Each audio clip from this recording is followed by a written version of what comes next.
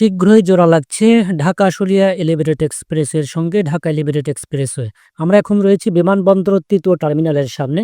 এখানে যে মুখটি বের হয়ে আছে ঢাকা এলিভেটেড এক্সপ্রেসওয়ের, ঠিক তার পাশে দেখা যাচ্ছে যে দৃশ্যমান হচ্ছে ঢাকা আশুলিয়া এলিভেটেড এক্সপ্রেসওয়ে।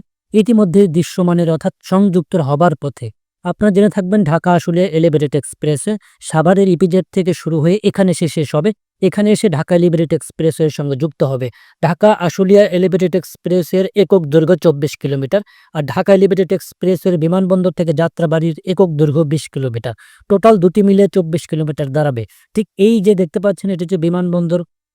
যে রেল ক্রসিং পার হয়ে বিমানবন্দর রেলওয়ে স্টেশনের পিছন দিয়ে এসে ঠিক কসাইবাড়ি রেল গেটের বাম পাশ দিয়ে বিমানবন্দর থেকে যে রেল লাইনটি চলে এসেছে বাম পাশ দিয়ে উত্তরা সেক্টরের পাশ দিয়ে চলে যাবে আবদুল্লাপুর হয়ে আশুলিয়া বাজার হয়ে ঠিক সাভারের যে বাইপাইল, তারপরে সর্বশেষ এপিজেড। আমরা দেখতে পাচ্ছি উত্তরা সেক্টর অংশে ইতিমধ্যেই কিন্তু ঢালাই কাজ কিন্তু সম্পূর্ণ করা হয়েছে।